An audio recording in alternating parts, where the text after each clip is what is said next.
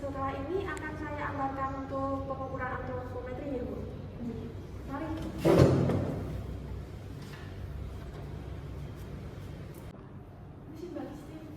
Iya Mbak. Saya rujukan dari dokter untuk melakukan antropometri dulu. Oh iya. Ya, makasih ya Mbak. Mari saya antar langsung ke antropometrinya. Iya. Langsung saja Mbak, saya ukur tinggi badannya. Permisi ya Mbak, saya ukur dulu.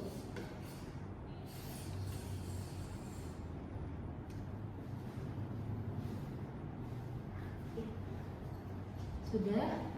Tinggi badannya 159 Mbak. Saya bantu untuk pengukuran berat badannya. Berat badannya 53. Ya, sudah Mbak. Terima kasih. Mari Mbak, langsung saya antar saja ke ruang gizinya. Iya.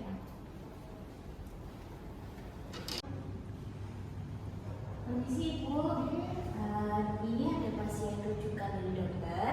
Ini untuk data-datanya sudah di sini lengkap semuanya ya Bu. Oh iya. Terima kasih Ya, Bu, sama-sama. Selamat pagi Bu, selamat duduk. Selamat pagi Bu, perkenalkan saya Murita, saya ahli gizi di rumah sakit ini. Sebelumnya saya meminta izin Bu untuk melihat dokumen rekam medis Ibu.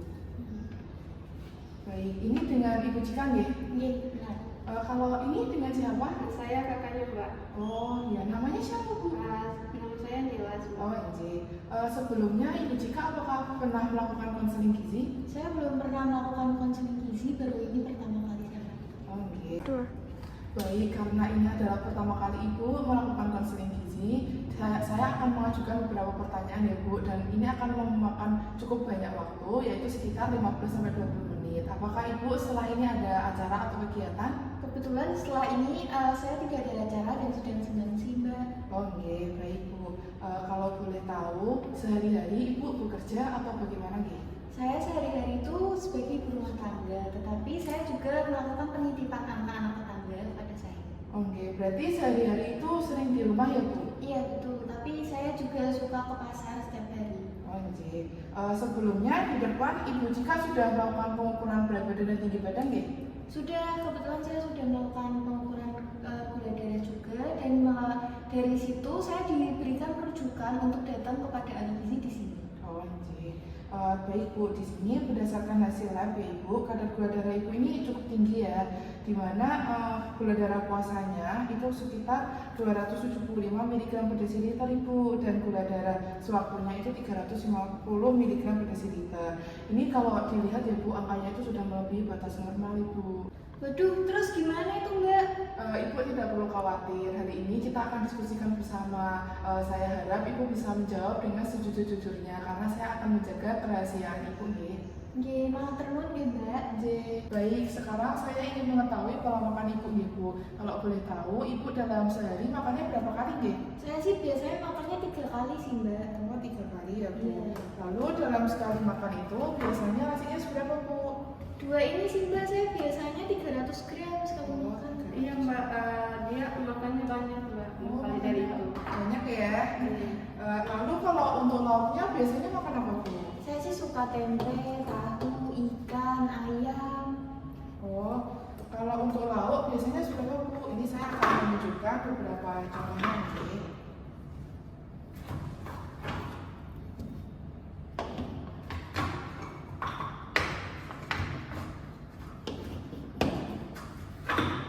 Kalau untuk tempe biasanya kalau konsumsinya seberapa Bu? Konsumsi saya segini sih Mbak, tapi biasanya kalau tempe sama tahu itu saya konsumsi 2-3 potong sekali makan. Oke, kalau untuk tahunya? Tahunya segini Mbak. Oke, kalau ayam? Segini Mbak ayamnya. Oh iya. Kalau untuk ikan? Ini segini Mbak. Oke. Biasanya kalau lauk itu ibu biasanya mengolahnya dengan cara apa? Saya sih sukanya paling sering digoreng, dibacem gitu sih Mbak, tapi saya yang dibacem yang sangat pekat gitu Mbak. Oh, sampai yang cukup ini Iya. ya Bu ya. Kalau untuk sayur bagaimana Bu? Saya sih cuma suka sayur lodeh, sayur sop, sayur bening. Biasanya saya makan sayur itu 1-2 sendok saja, tapi kalau yang berkuah itu hanya 1 mangkok kecil. Oh, oke. Kalau untuk makan buah itu seberapa sering ya Bu? Saya sih paling itu ya Mbak, seminggu 2 kali gitu Mbak. Iya Mbak, soalnya di rumah nggak stok buah Mbak. Oh, oke. Kalau dalam sekali makan itu biasanya buahnya seberapa Bu? Ya saya tuh biasanya pisang gitu 1 buah. Terus kalau pepaya tuh biasanya saya cuma 1/4 bagian yang ukurannya kecil Mbak. Kalau untuk makannya itu biasanya ibu masak sendiri atau beli di luar gitu? Saya sih lebih suka masak sendiri sih Mbak, tapi kalau lagi sibuk gitu anak saya sama suami saya sukanya beli dari luar gitu. Oh, oke. Dan bagus ya Bu bisa masak sendiri, itu malah lebih sehat ya Bu. Lalu tadi ibu kan mengatakan kalau sering masak bacem ya. Nah itu gulanya biasanya pakainya banyak atau tidak Bu?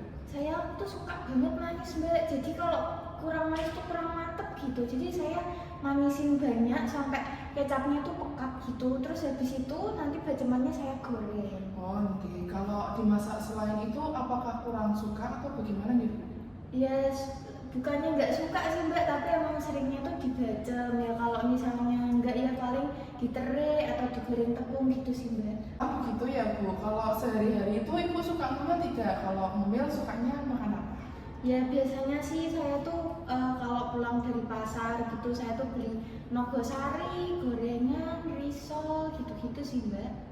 Oh, terus suka minum minuman manis gitu nggak Bu? Oh iya, saya setiap pagi minum teh hangat Mbak. Kalau buat teh hangat itu ibu biasanya pakai gulanya seberapa? Saya biasanya sih 2 sendok makan ya Mbak, soalnya saya kalau kurang manis gitu kurang mantep gitu. Oh iya, lumayan banyak ya Bu gulanya.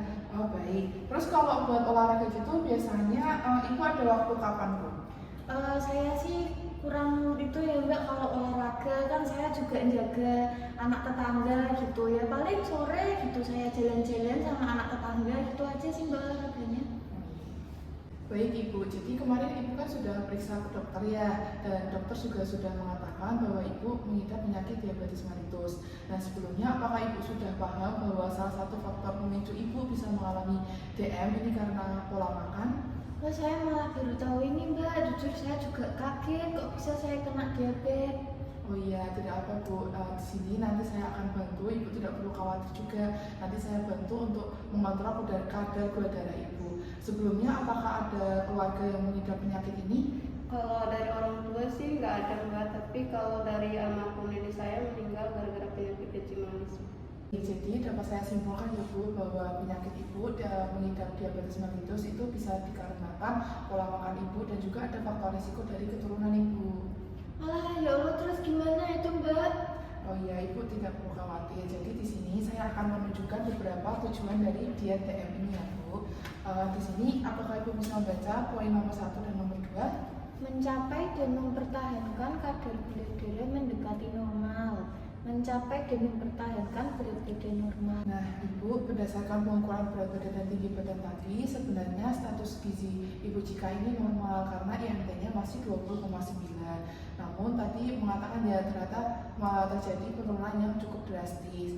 Jadi mungkin setelah ini berat badannya tuh dijaga ya Bu, jangan sampai turun lagi, kalau bisa ditingkatkan lagi ya Bu.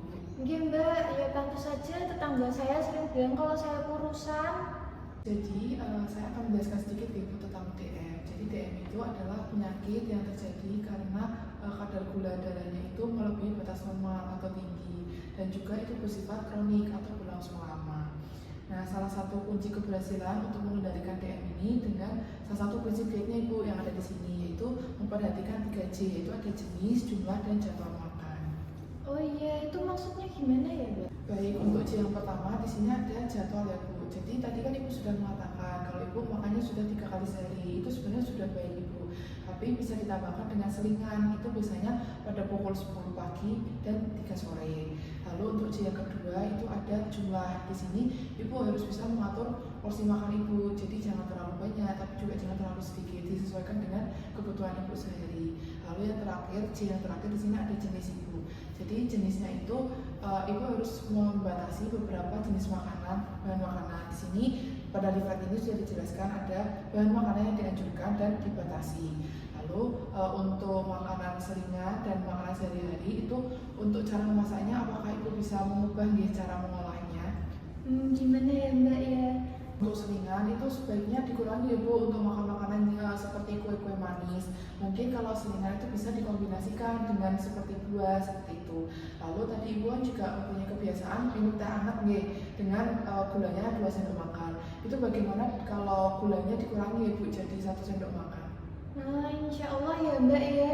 Tapi masih boleh minum teh kan Mbak? Tetap boleh Ibu minum teh, tapi gulanya kalau bisa dikurangi ya Bu, biar bisa mengontrol kadar gula darahnya. Kemudian juga tadi Ibu mengatakan nih kalau suka masakan yang dibacem sampai coklat pekat gitu, itu penggunaan gulanya apakah bisa dikurangi ya, atau mungkin pengolahannya bisa diubah gitu Bu?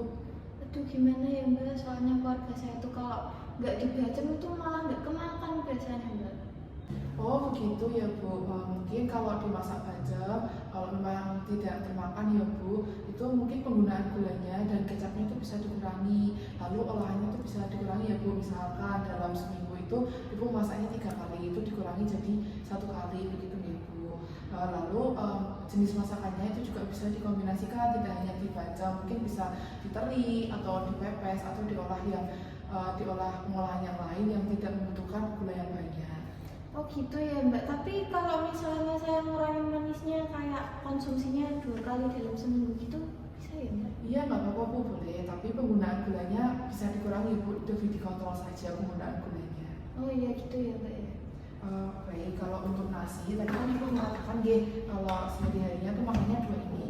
Bagaimana kalau dikurangi menjadi segini Bu, sekitar 200 gram atau mungkin sekitar 1 centong lah, bagaimana Ibu? Bisa sih Mbak, tapi kalau misalnya saya masih lapar gimana ya Mbak? Kalau masih lapar itu mungkin bisa dikombinasikan dengan makan makanan yang ada di sini Bu, bahan makanan yang ada di sini. Mungkin bisa dengan nasi jagung atau singkong seperti itu Bu. Wah boleh tuh Mbak, saya kebetulan suka banget nasi jagung. Oh iya kebetulan juga. Nah mungkin ya Bu nasinya tadi kan porsinya banyak ya Bu. Nah itu mungkin nasinya bisa diubah dengan nasi jagung atau mungkin gaplek Bu, karena itu kan kadar gulanya rendah. Oh iya Mbak, terus saya harus gimana lagi ya Mbak? Saya tuh udah capek sakit-sakitan terus gini. Oh baik, Ibu tidak perlu khawatir jika Ibu bisa menjalankan rekomendasi diet yang sudah saya sampaikan. Insya Allah kadar gula darah Ibu bisa terkontrol.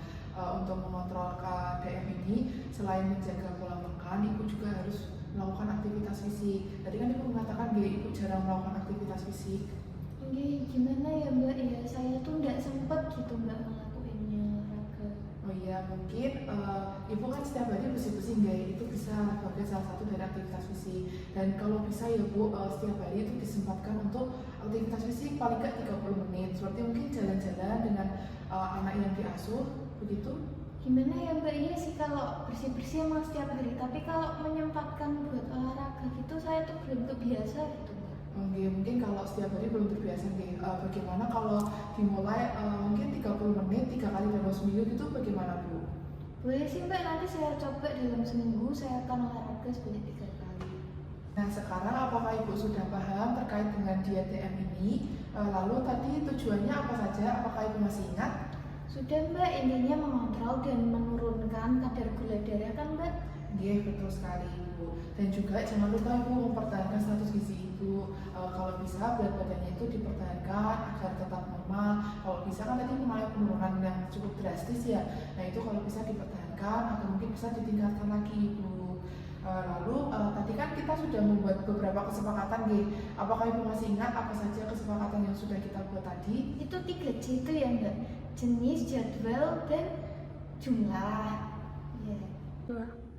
Iya Bu, betul sekali. Lalu apakah Ibu masih ingat tadi makanan dan minuman apa yang harus dibatasi? Ingat Mbak, batasi olahan dengan bacem, kurangi gulanya, terus selingannya jangan yang manis-manis. Terus diusahakan konsumsi buah seperti yang ada di leaflet ini kan Mbak? Iya. Mbak batasi asupan tehnya juga.